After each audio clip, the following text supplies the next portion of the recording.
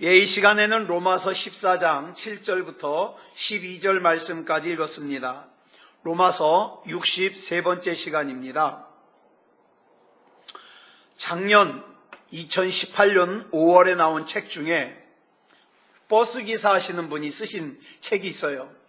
버스기사 하시는 허혁이라는 분인데, 이분이 쓰신 책 제목이 뭐냐? 나는 그냥 버스기사입니다. 나는 그냥 버스기사입니다. 이 책의 저자인 허혁이라는 분은요, 전라북도 전주에서 시내버스를 운전하시는 분이에요. 그런데 이분이 그동안 버스를 운전하시면서 그 겪었던 일들을 틈틈이 메모해 놨다가 이걸 갖다가 책으로 냈는데, 참 이 책이요, 그 마음들이 담겨가지고 내용이 참 좋아요. 그런데 이 책을 보면 버스기사의 열악한 환경을 알 수가 있어요. 하루에 18시간씩 운전을 하는데, 그러다 보면은요, 오만 가지 사람 다 만나잖아요. 그래서 자기가 자기 자신을 보니까 착하고 친절한 기사일 때도 있고, 어쩔 때는 비열하고 무뚝뚝하고 불친절한 기사일 때가 있다는 거예요. 이게 하루에도 12번씩 왔다 갔다 한답니다. 그런데 이 책을 보니까 이분을 진짜 힘들게 하는 것은 버스를 운전하는 일이 아니래요. 사람 상대하는 것이 그렇게 힘들더랍니다. 그래서 여러분, 우리가 이렇게 버스를 보면 선글라스를 기사분들이 이렇게 쓰시잖아요. 이 책을 보니까 그 이유를 써놨어요.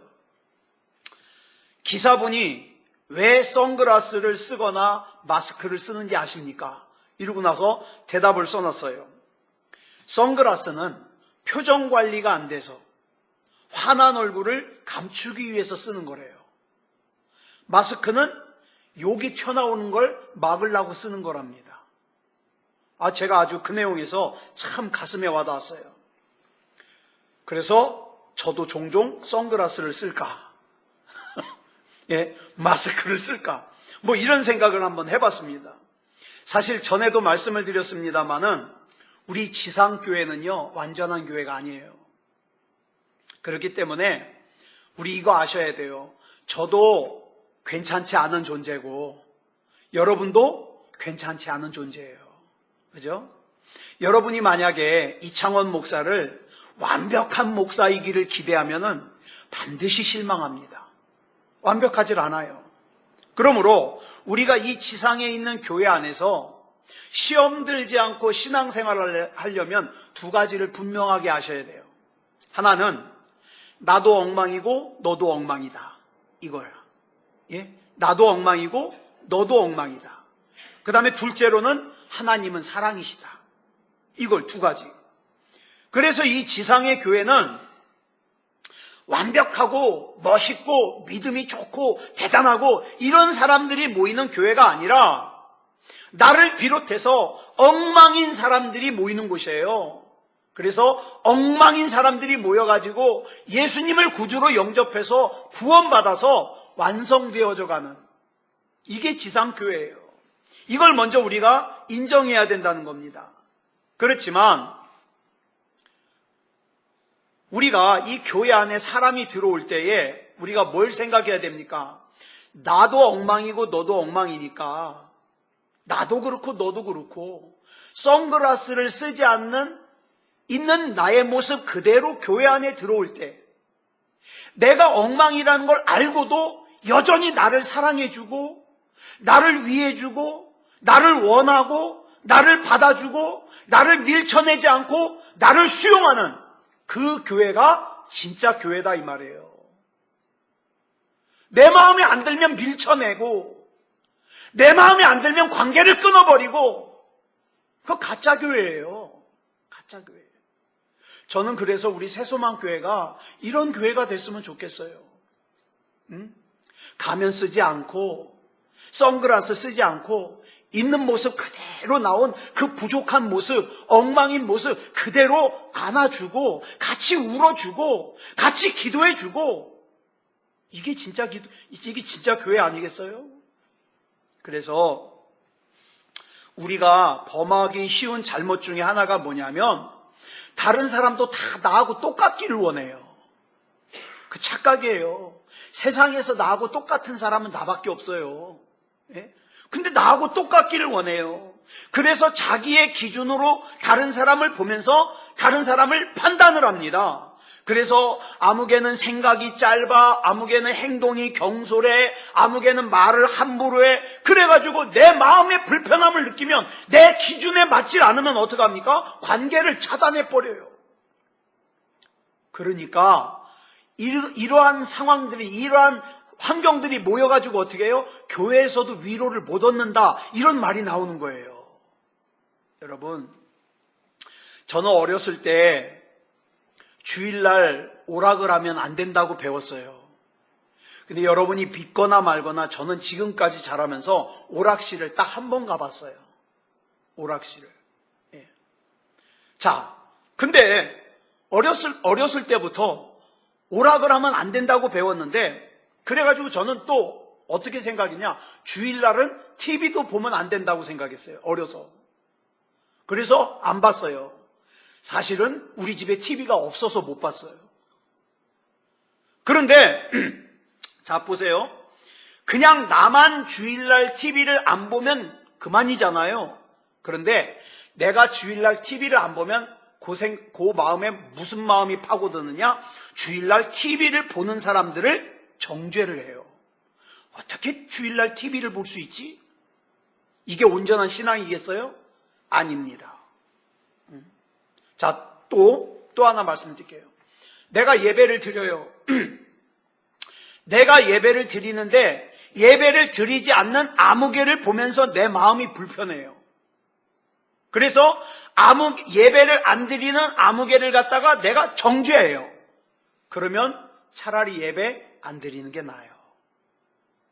내가 기도를 하는데 기도를 하지 않는 아무개를 생각하면서 정죄를 해요. 어떻게 기도를 하지 않을 수 있을까? 그런 사람은 기도 안 하는 게 나아요.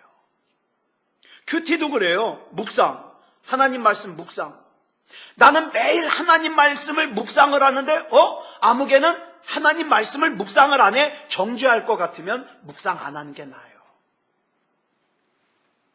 왜 이 말씀을 드리냐? 많은 사람들이요, 이 헛된 정죄 때문에 신앙을 낭비해요. 신앙을. 여러분, 신앙생활도 낭비하는 신앙생활이 있어요. 이 신앙생활을 낭비한다니까요. 헛된 정죄하느라고. 여러분, 지금은 러시아라 그러지만 러시아 전해가 뭐였어요? 소련이었죠. 소련 전해가 뭐였어요? 그때가 러시아였어요. 그래서 그때 러시아를 우리가 뭐라고 그러냐? 구러시아라 그래요.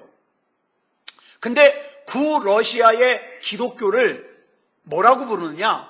러시아 정교회라고 불러요. 당시에 러시아가 빈부격차가 엄청 심해가지고 나라가 점점 망해가고 있는 게 보였어요. 그런데 여러분, 그 옛날 구러시아에는요, 종교 지도자가 굉장한 인정을 받았어요. 사제들이. 그랬는데 이 종교 지도자들, 사제들이 모여가지고 한다는 짓이, 나라는 지금 점점 망해가고 있는데 열띤 토론을 하는 거예요. 무슨 토론을 하냐? 야, 천사가 이 바늘 꼭대기에 몇 명이 올라갈 수 있을까? 이런 거 토론해요. 예? 또 예수님께서 재림하실 때 천사들이 나팔을 분다 그랬잖아. 그 나팔 길이가 얼마나 될까? 이런 거. 또 하나, 제가 제일 웃은 거예요. 성수 있잖아요. 성수, 거룩한 물. 성수에 파리가 빠졌어요. 그래서 이제 뭐 가지고 논쟁을 하냐? 파리가 성수에 빠졌으면 성수에 빠진 파리가 거룩해질까? 파리가 빠진 성수가 오염될까? 이거 가지고 토론해요. 예. 그러다가 결국 나라가 망했어요. 러시아가. 공산당이 집권을 했죠. 공산당 집권을 해가지고 누굴 제일 먼저 죽였는지 아세요? 사제들을 제일 먼저 죽였어요. 예. 다시 말해서 본질이 아닌 엉뚱한 일에다가 자기 신앙생활을 낭비한 이 사람들은 어떻게 해요? 악의 세력이 집권하자 제일 먼저 죽음을 당하더라. 그래서 오늘 본문은 이렇게 본질이 아닌 일에 우리의 신앙생활을 낭비하지 않도록 하기 위해서 말씀을 주시는 거예요. 그래서 이렇게 본문 7절에서 정의하고 있습니다. 같이 읽겠습니다. 시작. 우리 중에 누구든지 자기를 위하여 사는 자가 없고 자기를 위하여 죽는 자도 없도다. 자, 보세요. 여러분, 본문 7절부터 본문 9절까지 보면 위하여라는 단어가 5번이나 나와요. 이 세상에 있는 물건은 반드시 지어진 목적이 있습니다.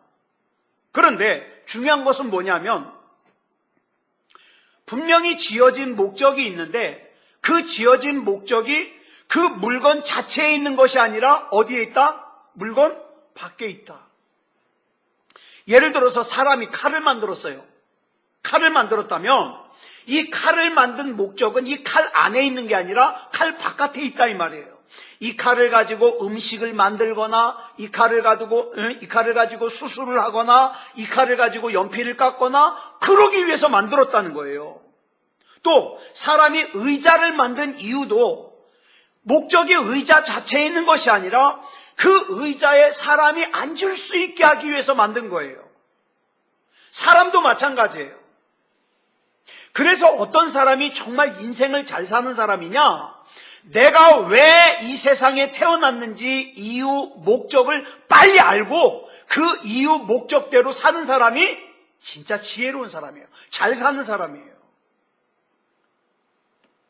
본문 7절을 보면 사람이 만들어진 목적이 사람 자체에 있지 않다 그랬어요. 누구든지 자기를 위하여 사는 자가 없다. 근데 이 범위가 어디예요? 우리 중에. 우리는 누구예요? 구원받은 사람 중에. 구원 안 받은 사람들은 자기를 위하여 사는 사람들이 많아요. 근데 구원받은 사람들 중에는 누구든지 자기를 위하여 사는 자가 없다 그랬어요. 자기를 위해서 살기 위해서 태어난 사람도 없고 자기를 위해서 죽기 위해서 태어난 사람도 없어서 자기 자신을 목적으로 삼기 위해서 태어난 것이 아니다 이 말이에요. 그러면 자기 자신을 위해서 지금 이 시간 살고 있다면 나는 내가 이 세상에 태어난 목적대로 살지 못하고 있는 거죠. 다시 강조합니다. 여기 우리 중에는 하나님을 믿는 그리스도인이에요. 구원받은 사람이에요. 그럼 우리 중에 누구든지, 이 누구든지는 뭐예요? 믿음이 좋든지 믿음이 약하든지 믿음이 견고하든지 믿음이 연약하든지 이 사람 다. 이걸 정리하면 지난 시간에 이런 말씀 드렸어요. 믿음이 강하든 믿음이 약하든 어쨌든 믿음이 있다는 건 뭡니까? 하나님을 향하여 살고 있다는 뜻이라 그랬어요. 그죠? 그러니까 하나님을 향하여 살고 있는 사람들의 삶의 목적은 자기 안에 있지 않다 이 말이에요. 이렇게 정의가 돼요. 만일 이 칼이 만들어졌는데 이 칼이 자기가 만들어진 존재 목적을 갖다가 자기 자신한테 둬가지고 자기 기분에 따라서 이 사람도 찌르고 저 사람도 찌르고 보이는 물건만 보면은 야, 이 칼날이 잘 갈아졌나 막 베고 다니고 그러면 그 순간부터 이 칼은 뭐가 되는 거예요? 예, 흉기가 되는 거예요. 제거해야 될 대상이 되는 거예요. 나무가 열매를 맺었어요. 나무가. 근데 안 줘. 이 열매 아무한테도 안 줘. 이건 내가 다 가질 거야. 그러면서 이 열매를 갖다가 자기가 다 틀어주고 있으면 어떻게 돼요? 열매가 썩겠죠. 썩으면서 이 열매를 매달고 있는 가지도 썩어 들어가겠죠. 그 나무 자체도 살 수가 없는 거예요. 사람도 삶의 목적을 자기 자신에게 둘 때 이와 같은 결과를 초래해요. 예를 들어 볼까요? 가정주부가, 엄마가, 집안의 엄마가 매일 같은 일을 반복하면서 어느 날 갑자기 생각해 보니까 나같이 머리도 좋고 나같이 잘난 여자가 맨날 다람쥐 쳇바퀴 돌듯이 똑같은 일 하는 거예요. 밥 해가지고 먹이고 설거지하고 청소하고 그 다음에 뭐예요? 또 오면은 또 밥해 먹이고 설거지하고 뭐하고 단조로워요. 무미건조해요. 그래서 야, 이게 내가 뭐 하는 짓이냐? 삶의 목적을 자기 안에 두는 사람은 그 순간 뭐예요? 그 단조롭고 반복되는 일상생활이 어떻게 돼요? 무의미하게 돼요. 그래서 어떻게 해요? 주부 우울증에 걸리는 거예요. 주부 우울증에. 그런데 삶의 목적을 내 안에 두지 않고 바깥에 두는 거예요. 나의 이 봉사와 나의 이 헌신과 나의 이 삶을 통해서 내 남편이, 내 자녀가 평안을 누리고 그 다음에 내가 해주는 밥을 먹고 건강해지고 그 다음에 사회에서 머리가 될지언정 꼬리가 되지 아니하고 하나님께서 기쁘게 사용하시는 그런 인생을 살아간다고 생각할 때 어떻습니까? 의미가 있죠. 보람이 있죠. 예. 더 확대돼서 말하면 내가 지금 만드는 음식, 내가 지금 하는 일은 뭐가 되는 거예요? 내 가정의 미래가 되는 거예요. 내 가정의 감사거리가 되는 거예요. 다르죠. 이와 같은 마음으로 매일 살아간다면 그 반복되는 일상, 단조로운 일상이지만 주부 우울증에 걸리질 않아요. 여러분, 그런데 만약에 그걸 갖다가 삶의 목적을 자기 안에 두면 내가 어쩌다가 이 모양이 이 꼴이 되어서 내가 자기 배우자를 보면서 내가 저 인간보다 훨씬 똑똑한데 내가 왜 이러고 살아야 되나?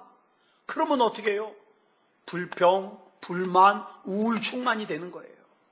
네? 왜? 자기 인생이 무의미하게 느껴지니까. 그래서 그와 같은 생각을 하게 되면은요, 자기 자신뿐만 아니라 가정까지도 어떻게 돼요? 파멸되기 시작하는 거예요. 파멸되기 시작해요. 남자의 경우도 마찬가지예요. 내가 무슨 돈 버는 기계야? 난 맨날 돈이나 벌어오고. 이렇게 생각하면 인생의 목적을 갖다가, 인생의 의미를 갖다가 자기 안에 두기 시작하면 이런 불만이 생겨요. 그러면 뭐 하기 쉬워요? 탈선하기 쉬워요.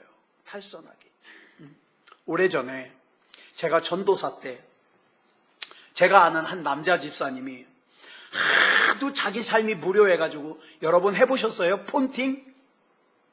안 해보셨죠? 처음 들으시죠? 순진한 여러분은 모르실 거예요. 그 오래전인데 폰팅이 뭐냐면 전화로 하는 음란한 통화예요. 아주 오래전이에요. 전화로 하는 음란한 통화. 근데 이분이, 이 어설픈 양반이 전화요금 때문에 걸렸어요. 부인 집사님에게. 부인 집사님에게 얼마나 시달렸는지 얼굴이 반쪽에 반쪽. 네. 자, 보세요. 내 인생의 목적을 자기 자신 안에 두고 자기만을 위해서 살면 어때요? 어느 순간에 내 인생이 너무 무료한 거예요. 내가 왜 살지? 내가 사는 이유가 뭐지? 그러다가 탈선해버리는 거예요. 그러면 여기서 삶의 목적을 내 밖에 두어야 된다고 할 때 이 밖이라는 건 구체적으로 뭘까요? 본문 8절에 설명해 주고 있어요. 시작. 우리가 살아도 주를 위하여 살고 죽어도 주를 위하여 죽나니 그러므로 사나 죽으나 우리가 주의 것이로다. 자, 사나 죽으나 주님만을 위한 것이 바로 삶의 목적을 밖에다 두는 거라는 거예요. 그때야만 삶의 목적이 바른 목적이 되고 나와 내 가족들을 갖다가 같이 살릴 수 있는 길이 되는 거죠. 그때야만 참된 그리스도인이 사는 거고, 그때야만 참된 빛의 자녀가 되고 하나님의 자녀가 되는 거예요. 그렇다면 사나 죽으나 삶의 목적을 주님으로 삼는 이 같은 삶이 어떻게 가능할까? 본문 9절에 설명하고 있어요.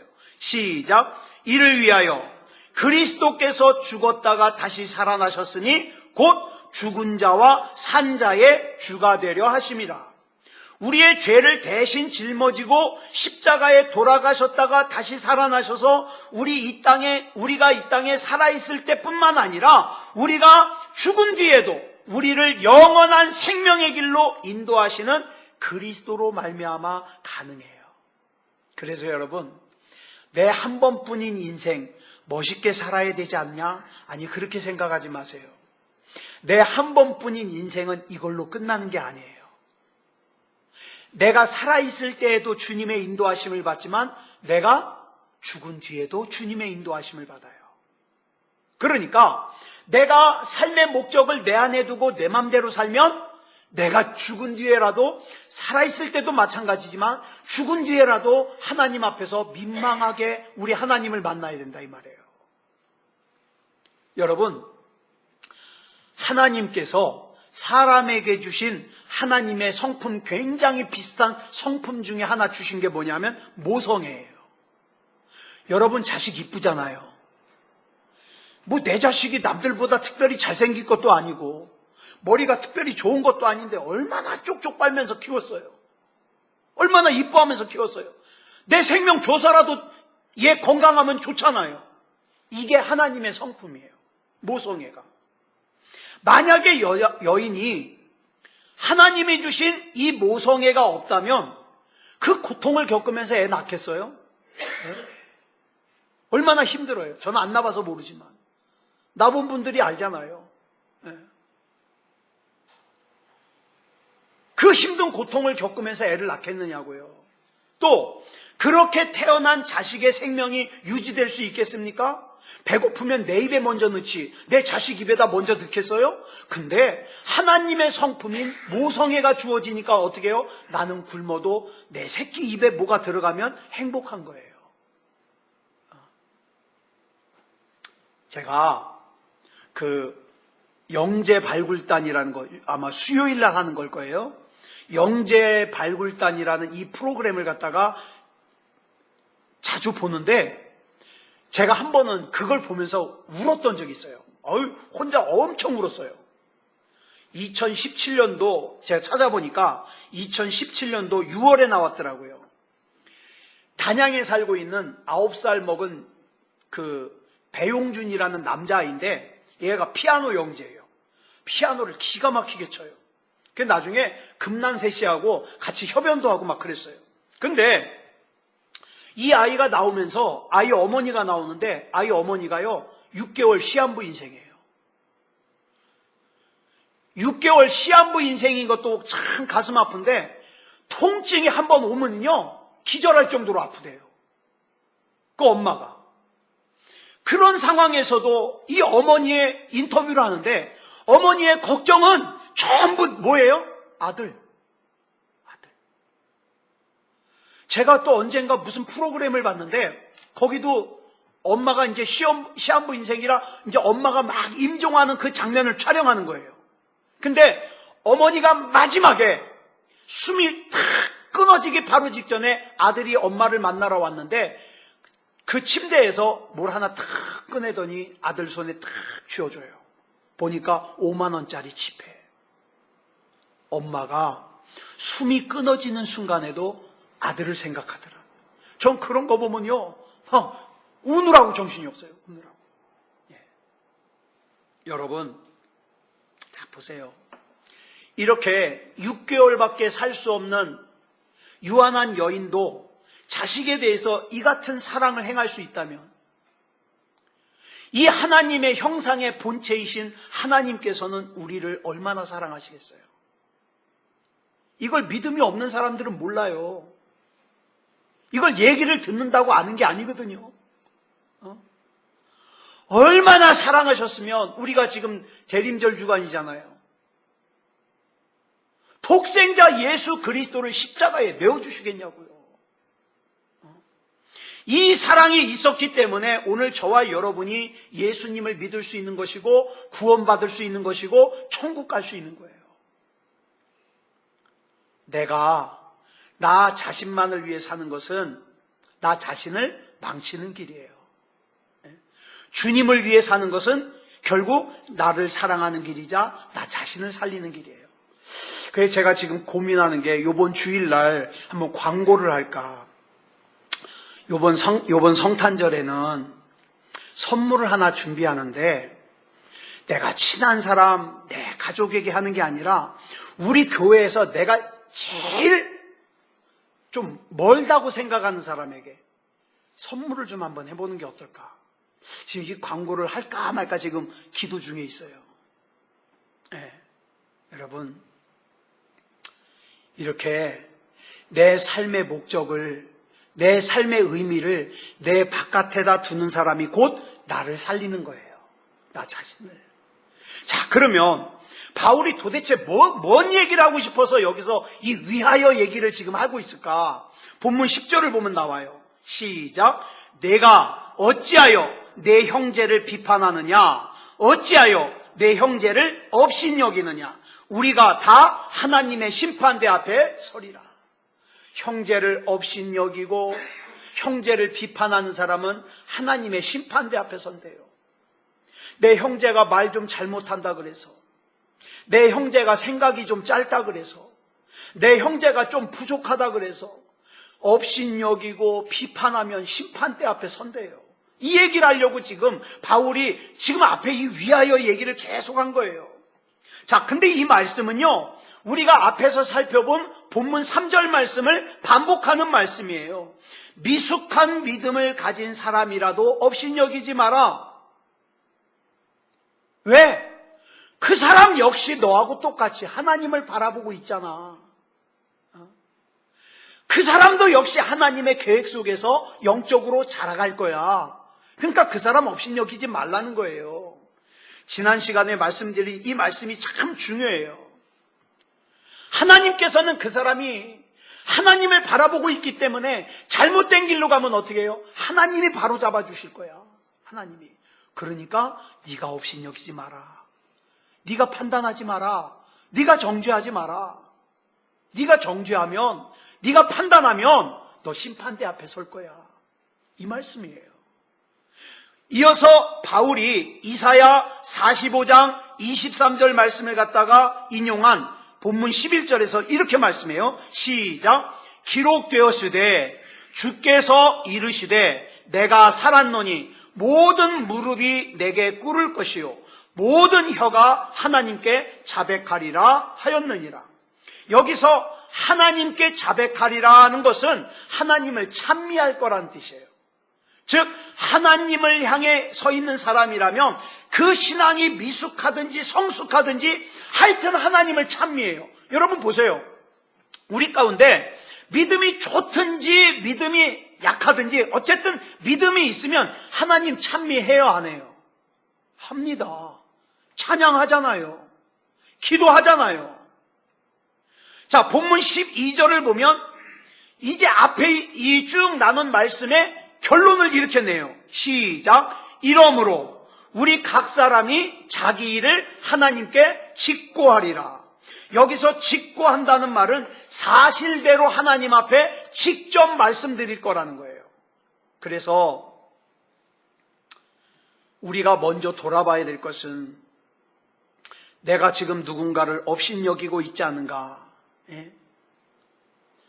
그 사람의 지금 방향이 하나님을 향하고 있는데 내가 뭐라고 내가 지금 그 사람을 업신여기고 있지 않은가? 이거 한번 돌아봐야 돼요. 바꿔 말하면 하나님 앞에서의 나의 삶을 성찰해 보라는 거죠. 돌아보라는 거죠. 입으로는 얘기해요. 주님이 전부입니다. 뭐 주님이 아니면 안 됩니다. 나는 사나 죽으나 나는 주님을 위해서 삽니다. 근데 실제적으로는 자기가 목적이에요. 자기가 주인공이에요. 사나 죽으나 자기만을 위해서 살아요. 내가 좋으면 다 좋은 거예요. 내가 싫으면 다 싫은 거예요. 자기 욕심, 자기 영광을 위해서 살지 않는가? 이거 한번 돌아보자는 거죠. 내가 자기 욕심, 자기 영광만을 위해서 산다면 내가 원하든지 원하지 않든지 상관없이 결과적으로 나도 파멸이고 다른 사람도 파멸이에요.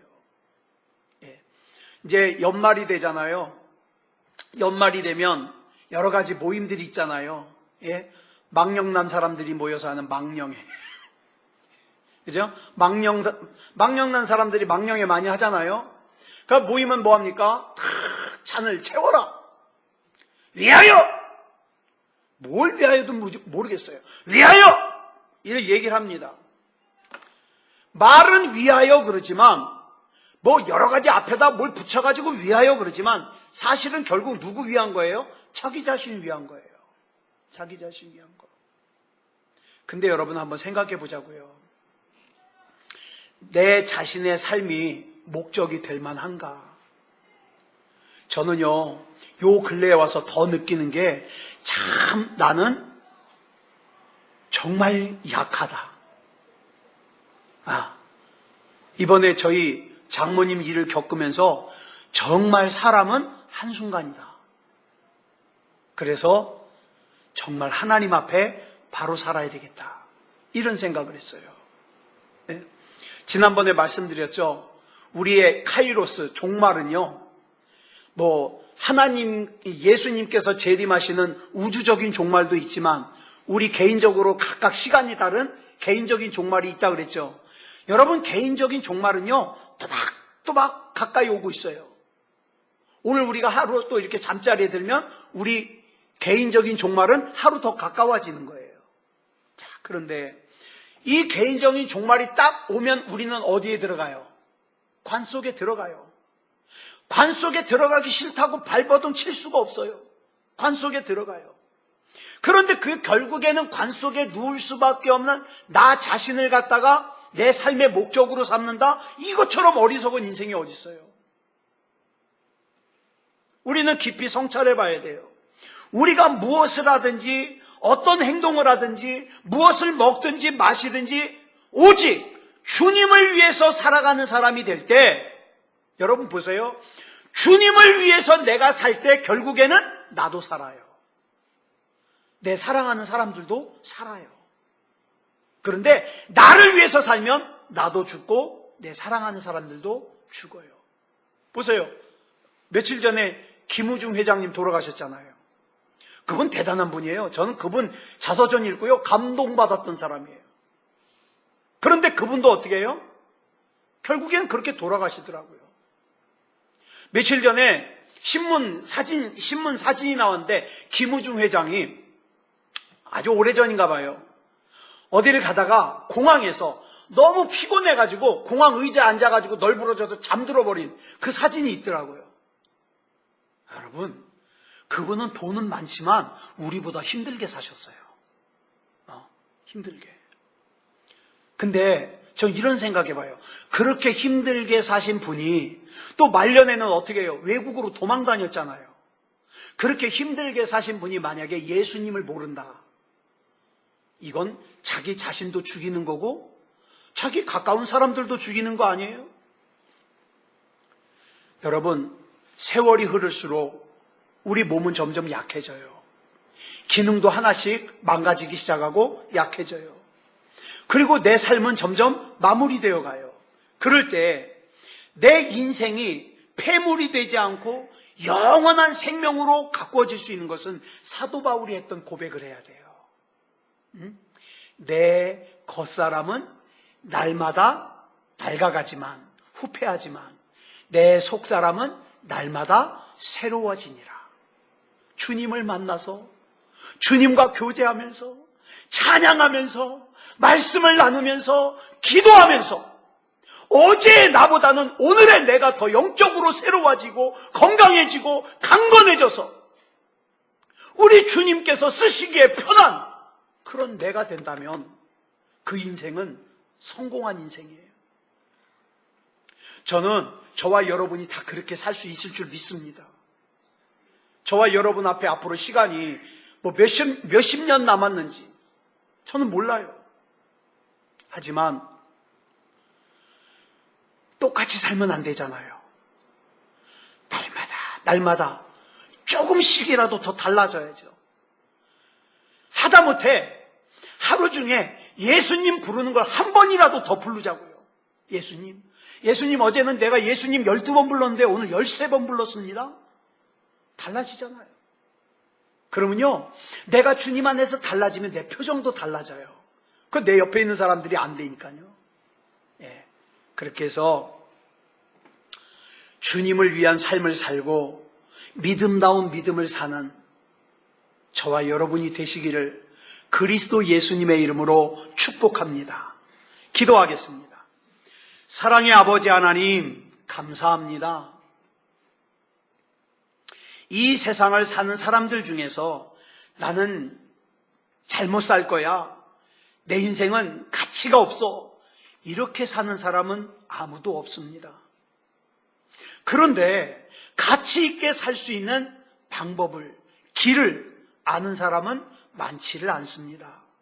주님, 내가 무엇을 위해서 사는지, 내가 사는 목적을 내 자신에게 두지 말게 하시고, 내 바깥에 두게 하시고, 나를 세상에 창조하신 하나님께서 어떤 목적으로 나를 창조하셨는지 그 목적에 맞게 살게 해 주시옵소서.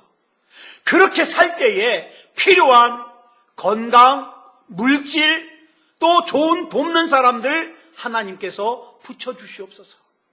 우리 주님께서 붙잡아 주실 줄 믿사오며 그리스도 예수님의 이름으로 간절히 기도드렸사옵나이다. 아멘.